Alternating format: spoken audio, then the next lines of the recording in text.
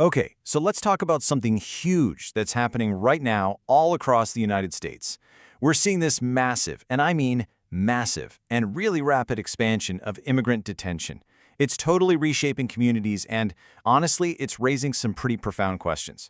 So today, we're going to break down how this new national detention system is being built, why it's happening so fast, and what it really means for all of us.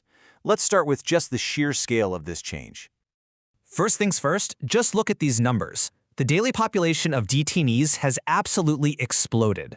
Before a recent policy shift, the US was holding around 40,000 people on any given day. Now, that number has skyrocketed to over 70,000 people, and they're spread out across 224 facilities nationwide.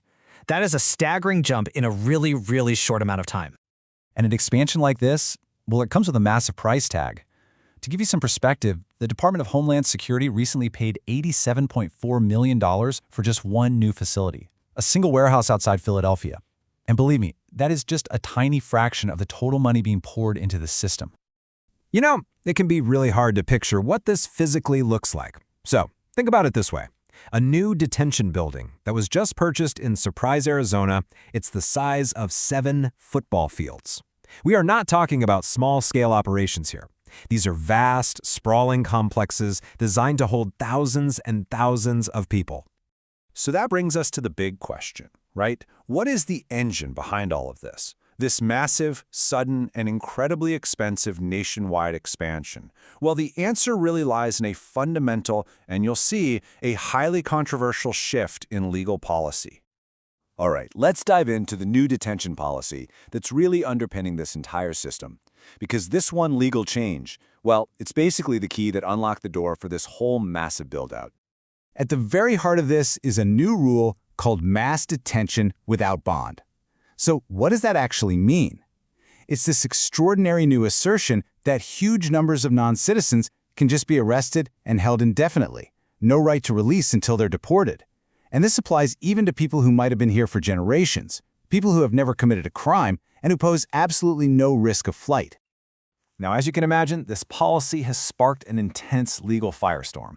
On one side, you've got this really widespread opposition. We're talking more than 225 federal judges, appointed by presidents from both parties, by the way, who've all ruled the policy likely violates the law.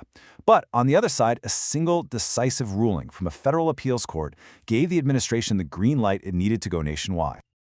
And with that legal approval in hand, a massive logistical and financial machine just kicked into high gear. So to really understand this expansion, you have to follow the money. And you have to understand the mindset that's driving it all. And when we say follow the money, we are talking about a lot of money. A reconciliation bill, which was nicknamed the One Big Beautiful Bill Act, set aside an additional $45 billion for ICE detention funding. $45 billion!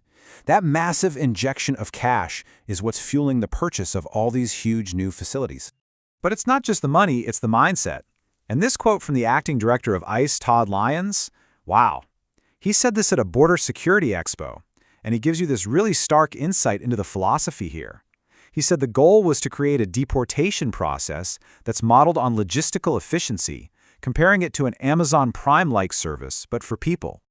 Now, officially, the government has pushed back pretty hard on calling these new sites warehouses. A DHS spokesperson insisted, quote, "These will not be warehouses. They will be very well-structured detention facilities meeting our regular detention standards." So that's the official assurance. But what's the reality inside these walls?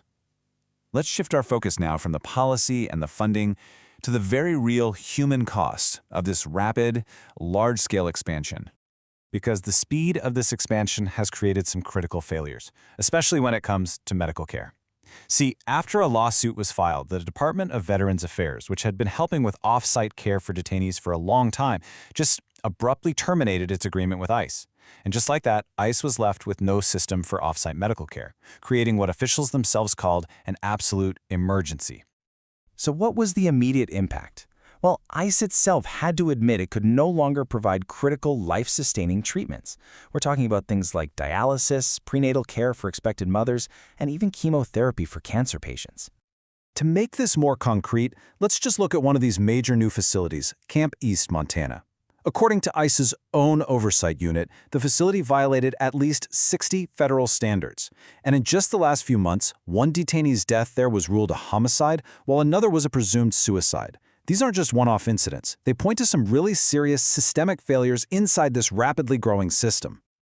But this national policy isn't just happening in a vacuum. It's landing in local communities all across the country.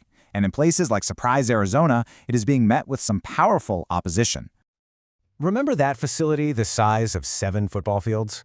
Well, on February 3rd, more than 1,000 residents of Surprise, Arizona packed a city council meeting to tell their leaders they were against it. The city, for its part, said it had no idea the purchase was even happening, pointing out that federal projects like this aren't subject to local zoning laws. And during that meeting, the debate went way beyond local politics. One speaker stood up and drew this incredibly sobering historical parallel. He told the story of Ursdorf, the first Nazi camp that was liberated by U.S. forces, and he talked about how the American colonel on site told the local German citizens that they were all responsible for what had happened in their own backyard. And the crucial point that speaker was making is really captured in this final thought. By drawing that parallel, he was saying we can't just claim we didn't know or that it wasn't our problem. He ended with this. In his heart he knew, as we do, that we are all responsible for what happens in our community. And that's a powerful question of responsibility for all of us to think about.